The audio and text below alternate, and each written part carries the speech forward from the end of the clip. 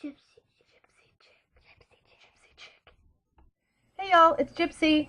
I'm doing my third deck challenge video, and this time I did it on the Psychic Tarot.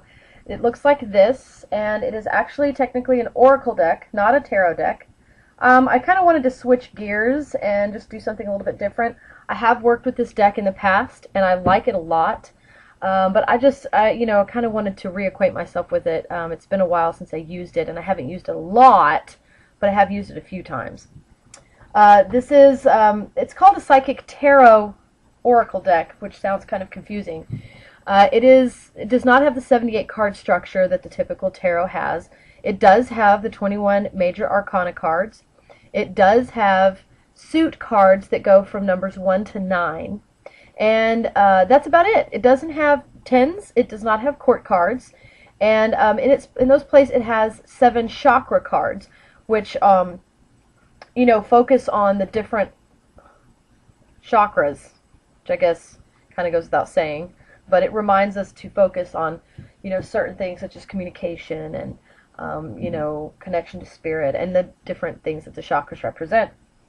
They are color coded, so you have like emotions. Instead of cups and swords and pentacles and wands, this one actually, they represent different aspects of our lives, like the physical, the emotional, the mental, and the spiritual. So those are kind of what the four, and they do, if you sit them up next to tarot cards, they are very similar. I should have pulled out the strength card. It does have cards that are, that are very close if you match them up, and I honestly I can't sit here and do them right this minute, but physical I believe is more closely tied to swords. If you see the one, this is the physical, the blue or whatever, I guess. The violet is, no, that's indigo. That's mental stuff. This is considered a triumphant success, is what this is. And this is tied to swords. I'm still right. It is tied to swords, because it's mental. Yes, yes, yes. Mental conflict, which is totally 2 of swords. So that's right. That's what it is. Okay, I'm on the track. I'm on track again. Stay with me, people. I'll get it figured out. So anyway, that was this deck. That's what I used. This is the back of them, in case you wanted to see. But I'm not doing a review. I'm not going to review the entire deck. Show you all the pictures. There are plenty of other people that have done this. I think Four Queens has talked about this deck. Can't remember if Alan Moon 513 has talked about it or not. She's got a lot of deck reviews, and I don't know if this is one of them. I want to say it is. I think she has one. I'll go look. Anyway, whatever I find, I'll put links below on a couple of other reviews that I've found. But what I'm going to talk about is like I've done for other ones that I've already done, which is talking about the new deck spread that I use from the Eclectic Tarot Forum. The first one that I did, the first question is always tell me about yourself, and I got number 19, which is light. Nothing remains in the dark with this deck is basically what it was telling me, and that truths and certain paths will be illuminated. So this deck, unlike the Archeon Tarot that I did the week before, its message was just gentler out of the gate. Archeon Tarot tended to be very sharp and pointy compared to this one, which was like a little cotton cloud of information. That's my comparison between the Archeon Tarot and then switching over to the Psychic Tarot. This one had a much gentler message. It spoke with a softer voice, I guess you could say. So I would probably use the Psychic Tarot deck more for people that were maybe not really familiar with tarot, maybe people that were a little more sensitive and that maybe I didn't think would take the message of the tarot as well as maybe someone that's more like me, who I can take it, I dish it out all day, I can take it. So, I don't mind sharp, pointy answers, but not everyone's like that. So this is one that I would definitely recommend for the more sensitive people out there. What are the strengths that this deck has? And it came up with truth, and that was always a good sign, because that's kind of self-explanatory.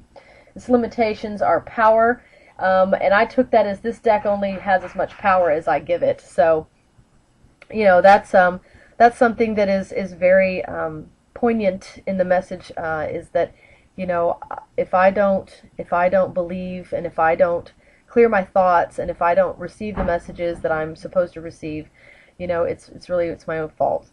The power really lies with me. The deck only has as much power as I give it. What does it bring to the table? Now, it said fertility is the card I got, and of course, when I always see things that have to do with fertility, I'm always like, whoa, because it makes me nervous. I have 3 daughters, so I don't like talking about fertility. No. But the more that I kind of, you know, read and got to actually open the book, because I was like, I don't know, I don't even know what this means. I don't know what this is supposed to mean. I don't even know. It just kind of freaked me out, threw me off track. I said that I felt like this had more to do with nurturing my intuition, you know, than anything else.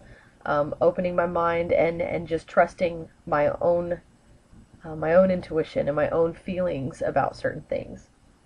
How best can I work and collaborate with you? And I got the throat chakra, which I thought was really interesting because I took from that, you know, that this deck wants to communicate and that I shouldn't hold back when I'm using it.